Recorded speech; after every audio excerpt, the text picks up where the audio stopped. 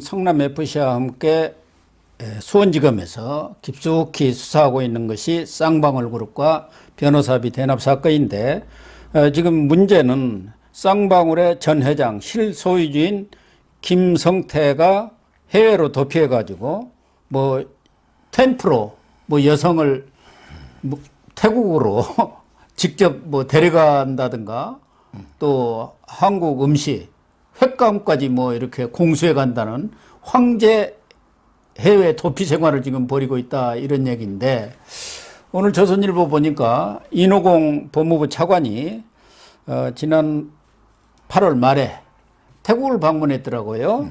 무슨 세미나가 있었던 것 같은데, 거기 가서 검찰총장한테 태국에 김성태 송환에 협조해달라 그렇게 요청을 했다는데, 지금 김성태는 태국에 있다는 말도 있고 또 베트남으로 내빼버렸다는 말도 있고, 지금 상황이 어떻게 되어 갑니까? 제가 알기로는 이제 이거 태국에 있어요. 아, 그래요? 태국에 있고요. 그 9월 초에 열린 회의가요. 예. 유엔의 마약 범죄 사무소 있잖아요. 유엔 네. 마약 범죄. 예. 이거하고 이제 그 태국의 반부패청이 있거든요. 예. 공동 주최한 거죠. 유엔하고 그다음에 태국의 반부패청이 공동 주최를 했는데, 예. 회의는 이제 동남아 반부패 컨퍼런스 회의입니다. 아, 컨퍼런스요? 예. 동남아 반부패 컨퍼런스. 회의에 이제 그 인호공 여자죠. 네. 윤석열하고 오랜 인연이 있는 이노공. 옛날에 초임 검사 때 윤석열하고 카풀도 하고 이런 게 검사입니다. 예. 법무부 차관이죠. 예. 이분이 참석해가지고 태국의 그 검찰청의 대검 있잖아요. 태국에. 그거 보니까 이게 이름도 나오지 않습니까? 네. 싱하차이 타니손. 예, 그러네요. 싱하차이 타니손. 예. 검찰총장을 만나니까 우리 그냥 협조, 김성태 잡는데 협조 좀 해달라. 이랬더니 검찰총장이 뭐랬습니까? 잘 협조하겠다. 이 말은 이게 손바닥 보듯이 한국에 아가씨가 3번이나 갔는데, 그리고 그게 해를 계속 공수하는데, 그걸 이게 모른다면 그게 이상한 거죠. 그럼 아무리 근데 태국에서 잘 협조하겠다. 예. 이렇게 이야기했잖아요. 예. 우리나라가 태국하고요. 태국하고 우리나라가 근데 2001년에 오래됐죠. 21년 전에 예. 2001년에 범죄인 인도 협약, 이 협약을 맺었고요. 그리고 이제 얼마 전에 우리 그 유명한 있잖아요. 그 한국 필리핀의 여행객을 납치 강도했던 예. 최세용, 예. 서에다가 이, 예. 최세용, 최세용. 예. 무기징역이죠. 예. 이 사람들이 태국에서 2013년에 우리나라로 이렇게 인도해 왔잖아요. 그게 범죄도시 2의 영화. 모티브가 된 거 아닙니까? 이 말은 이제 태국하고 우리는 6.25 때도 태국이 엄청 참전했어요. 예. 아주 협조가 잘 되는 나라 중에 하나입니다. 예. 태국이. 예. 그러니까 이제 태국이 검찰총장이 협조하겠다. 이거는 이게 이미 다 파악하고 돼 있는데, 근데 왜 안 잡아오느냐? 그러니까요. 요걸 이게 제가 주말에 또 이게 그 검찰자 2팀을 만났어요. 아, 저 그랬어요? 후배 한 팀하고 저 원로급 노장. 제가 이게 2팀 만나가 물어봤죠. 그랬더니 이게 뭐라고요? 새로운 정부가 있습니까? 예. 첫째 그 한 팀에서는요, 그러더라고. 이게 잡아오는 거 관련한 관계 있는 팀이거든요. 잡아오는 걸 이러더라고. 그러면 이게 태국 경찰이 이걸 김성태를 뭐 이게 완전히 뭐 도둑놈 잡듯이 체포해가 오랏줄 묶어가 이렇게 들고 오면 이게 모양새도 상당히 안 좋잖아요. 예. 그러니까 이제 가능하면 자진해서 이게 귀국하는 게 설득을 해가지고. 설득을 지금 대화가 다 되고 있다는 거죠. 제가 듣기로. 왜 그러냐면 이게요, 저 김성태 쪽에 아는 사람들 많이 만나거든요. 김성태가 이제 그 목숨보다 소중히 여기는 게 있대. 김성태가 이제 자기 목숨보다 소중히 여기는 게 있대. 그게 바로 이제 그 돈이라는 거예요. 그렇죠. 주먹들은 돈이 최고 아닙니까? 그러면 이게 그분이 그러더라고요. 김성태가 자진해가 들어올 수밖에 없는 게 자기가 3가지 이유가 있대요. 제가 상당히 설득력이 있더라고. 첫째는요, 바로 이제 그 공소시효가 정지가 돼버려요. 이 말은 이게 외국 도망가면 공소시효 시기가 째깍째깍 가야지 옛날 게 범죄가 없어지잖아. 예. 그런데 공소시효가 정지가 돼 있으면 아무리 몇십 년 도망치도 처벌되는 거죠. 예. 그러니까 희망이 없는 거예요. 도망을 가도. 국내에서 도망치면 돼요. 국내에서 도망가면 공소시효 지나거든요. 예. 근데 외국으로 도망가면 공소시효가 정지가 되잖아. 정지가 되는군요. 이것 때문에 희망이 첫째 없다. 그다음에 두 번째, 제가 오늘 오기 전에 그 쌍방울이나 뭐 SBW 생명과학 있잖아. 예. 옛날에 나노스죠. 주가 한번 보십시오. 전부 이게 몇백원 회사가 지금 망하기 직전입니다. 계열사가 큰 것만 8개예요.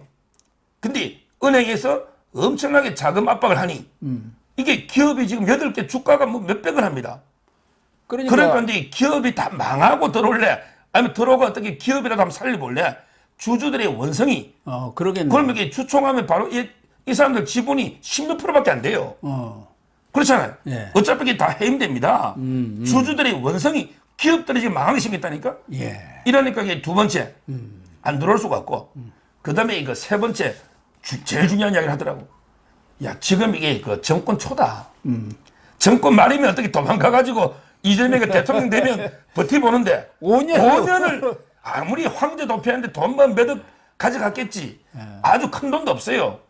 김성태가 여기 템포럴 룸에가 50억 벌어가지고 전부 이게 사채로 했거든요. 네, 룸살롱 지금 여기 하이트 호텔에 돈 내놔놓고 조폭들이 몰려오고 싸움 크게 한 벌어졌잖아요. 큰 돈은 없어요. 예. 황제 도피 5년 택도 없습니다. 정권 초다. 정권 초라는 말은 5년을 이게 도피해야 되는 거예요.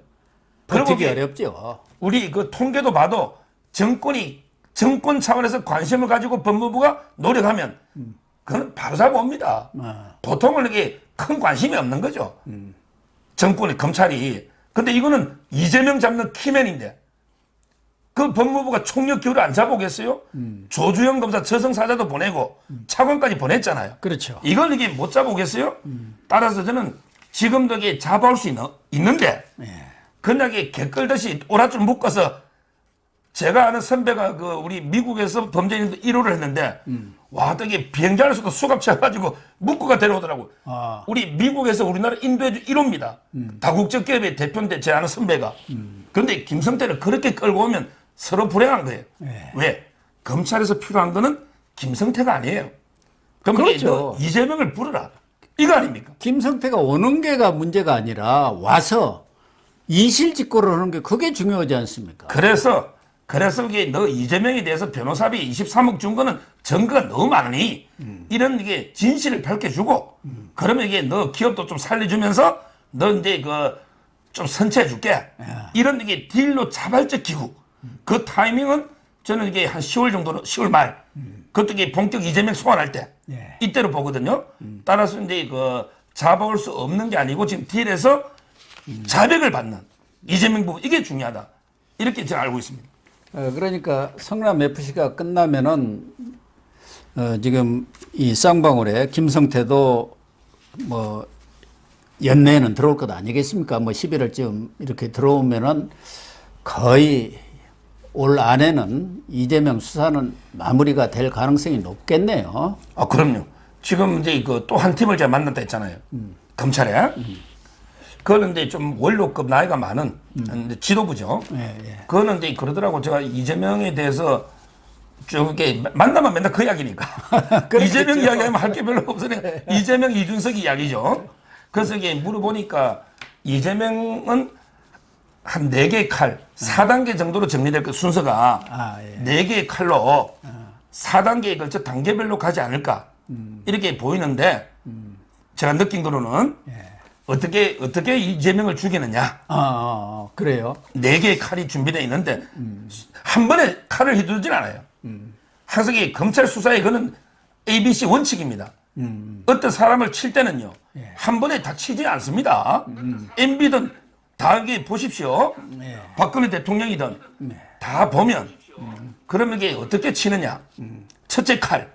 1단계는 이제 그 이재명이 일단은 선거법으로 조지는 거죠.